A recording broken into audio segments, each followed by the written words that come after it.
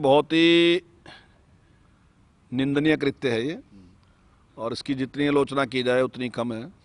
और पूरे देश में इसके लिए बहुत गुस्सा है लोगों में, और मेरा मानना है कि इसके खिलाफ सख्त से सख्त कार्रवाई इन लोगों के खिलाफ करनी चाहिए, क्योंकि इससे देश में बहुत बड़ी हिंसा भी फैल सकती थी।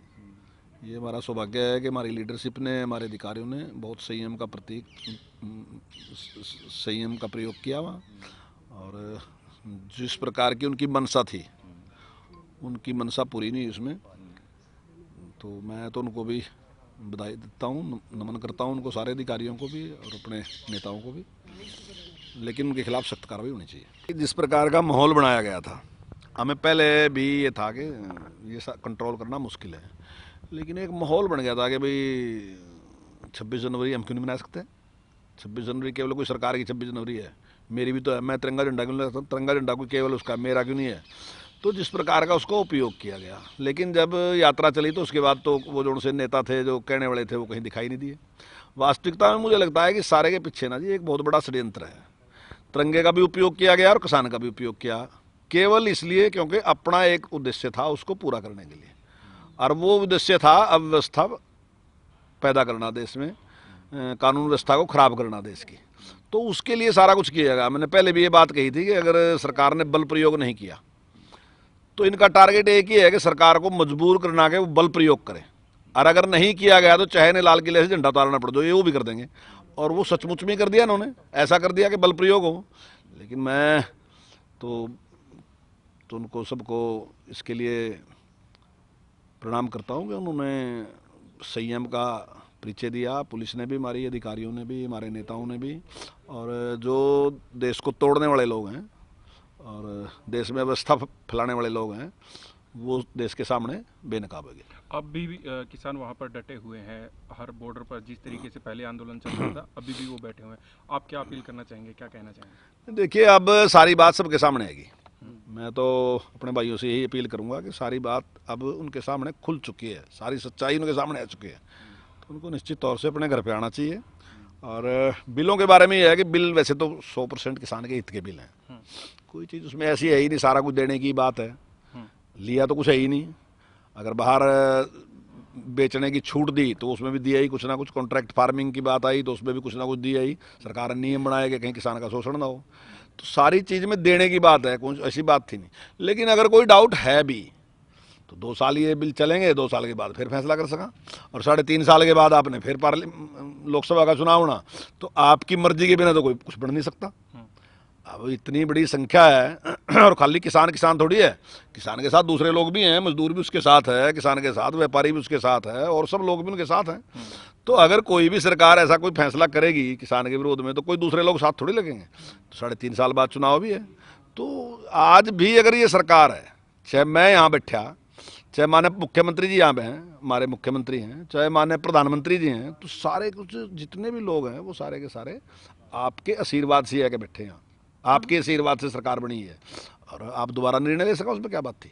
विदेशी ताकतों का बार बार जिक्र करती है आपकी सरकार, साथ में कम्युनिस्टों का भी जिक्र करती है, किस तरह से देखते हैं? देखिए, मेरा मानना है कि 100% इसके पीछे कम्युनिस्टों का हाथ है। और जैसे कहीं भी कोई कत्ल हो जाना जी, तो उसके बाद जब पुलिस जाके पूछती है कि भाई आपका डाउट है किसी के ऊपर, किसी के साथ दुश्मनी हो, या फिर अगर दुश्मनी नहीं है तो इस कत्ल को, इस आदमी को मारने में फायदा किसको होगा। तो ये दोनों ही चीज़ें अगर आप देखो तो चाइना की तरफ इशारा कर रही। अगर दुश्मनी की बात देखो तो रोजाना हमारा बॉर्डर पे झगड़ा उसके साथ है, और अगर फायदे की बात देखो तो कोरोना काल के बाद ऐसी दुनिया की परिस्थितियां बनी कि सारी दुनिया के जितने बड़े उद्योगपति थे वो हिंदुस्तान में आना चाह रहे थे। तो चाइना ने क्या कि यहाँ व्यवस्था फैलाने का काम किया, और अपने ही कुछ लोगों को इस काम में लगाया उन्होंने, और एक ऐसा आंदोलन खड़ा कर दिया जिसका कोई आधार ही नहीं था कुछ भी। और उसको इसलिए खड़ा किया गया क्योंकि किसान का एक सम्मान है देश में बड़ा भारी, और उसने किसान को भगाने का काम किया कि आपको गुलाम बना लेंगे, आपकी ज़मीन पे कब्जा कर लेंगे, ऐसे ऐसे भगाने का काम किया, और उस पर किसान को इकट्ठा करके उन्होंने, और आपने देखा कि किस प्रकार से किसान और तिरंगे का दुरुपयोग करके उन्हें सारा का सारा जिस प्रकार का ये परिस्थितियाँ बनाई, तो आज वो सारी की सारा जो था वो बेनकाब हो गए। और मैं समझता हूँ कि सभी को इसका पूरा जोरदार विरोध करना चाहिए। 3 कृषि कानूनों के विरोध में और किसान आंदोलन के समर्थन में आपके विधानसभा में साथी अभय चौटाला इस्तीफा आज जो है दे रहे हैं, क्या कहेंगे? देखिए मेरी समझ में तो आता है कि अब अबे चौटाला जी को भी विचार करना चाहिए, क्योंकि पोल पट्टी खुली गई सारी की सारी इस आंदोलन की, करना क्या चाह रहे थे और कौन लोग इसको लीड कर रहे थे, तो वो सारी की सारी चीज़ सामने आएगी। लेकिन उनका अपना है, देखिए राजनीतिक निर्णय हर आदमी के अपने अपने होते हैं, अब किस तरीके से वो इसको लेते हैं मैं क्या कह सकता हूँ उसमें। सर आखिरी सवाल है, दीप सिद्धू जिसका पूरा पूरा हाथ बताया जा रहा है लाल किले में जो घटना घटी झंडे को लेकर, तो उसको लेकर बीजेपी से जोड़कर बताया जा रहा है, खासकर विपक्षी पार्टियां बार बार कह रही हैं कि ये बीजेपी का एजेंट है जो दीप सिद्धू है। दीप सिद्धू तो एक झंडा लहराने वाला था और उसके फोटो हमारे साथ हो सका। अब फोटो खिंचवाते हैं, हमको ये थोड़ी कहें कि कौन फोटो खिंचवाएगा। मैं कल गुड़गांव था, झंडा लहराने गया था, तो मेरे हाल 400-500 लोगों ने मेरे साथ फ़ोटो खिंचवाए होंगे।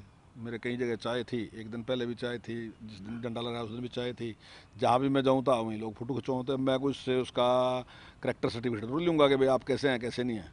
तो पॉलिटिशियन के साथ ऐसे ही फ़ोटो खिंचवाते रहते हैं। अभी माननीय मुख्यमंत्री जी के साथ कोई सेल्फी लेने लगा तो मुख्यमंत्री जी ने रोक दिया, तो आपका चैनल ही, आप सारे को सारों के चैनल थे, आप उसकी आलोचना कर रहे थे कि भाई मुख्यमंत्री ने कैसा व्यवहार किया। तो अब पॉलिटिकल आदमी ये तो रोक नहीं सकता किसी को कि कौन फोटो खिंचवा रहा है। कोई भी कई बार अपराधी भी खिंचवा के चले जा, और फोटो का अर्थ ये नहीं है कोई बड़ा समर्थन उसके साथ है। लेकिन वो केवल एक व्यक्ति नहीं है ना, लाल किले पे एक व्यक्ति नहीं है, लाल किले पे बहुत व्यक्ति हैं, अपराधी सारे हैं। जब हम कोई गुनाह करते हैं ना, तो ये भी बात कहता है कि किसके दम पर गुनाह करने लग रहा, तो वहाँ खड़े लोग उसके लिए अपराधी हैं।